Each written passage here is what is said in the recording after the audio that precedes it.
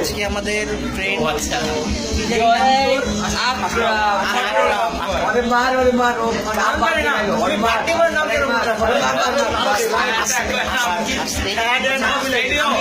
অনেক ফেমাস, তো এর জন্য আমাকে মাঝে মাঝে একটু আদর করে, ব্যাপার না। তো আজকে আমাদের ফ্রেন্ড আকরামের বার্থডে। ওই যে আকরাম যাচ্ছে, কই জানি আকরাম, কই যাচ্ছ তুমি? হাই দাও আকরাম। আচ্ছা, এখানে হচ্ছে গিয়ে আমাদের পেটু ওয়াসি, খুব ক্ষুধা লাগছিল, সবার হাই দাও। তো সবচেয়ে খারাপ ওয়াসি সত্যি বেশি একটা খায় নাই, ও শুধুমাত্র এই দেখেন, এই যে মাত্র এই ওয়াসি কিন্তু বেশি একটা খায় না। আবার একটা মজার বিষয় হচ্ছে খুব কম সবার আগে, এবং সবার আগে হয়েছে ওয়াসির খাওয়া। আমি তো প্লেট গুলা রাখছি, খায় ওরা প্লেট সহ খায়। এগুলো ওয়াসি খাইছে, আমরা সবাই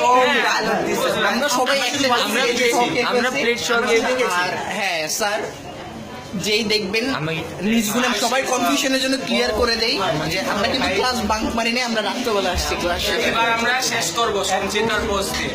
আমরা সবার সম্পর্কে কিছু বলা উচিত। হ্যাঁ আচ্ছা, এইখানে আচ্ছা রাহান ভাই, এই রাহান ভাই হচ্ছে গিয়ে কিছুদিন হলে আমরা ক্লাস 9-এর একটা চিমের উপরে লাইন মারছিল।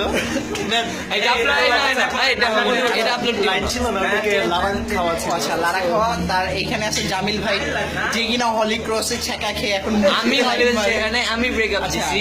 এই হচ্ছে কি হিমেল ভাই, ওয়াসি সে তো খাদক। আর এই হচ্ছে মাহমুদুল।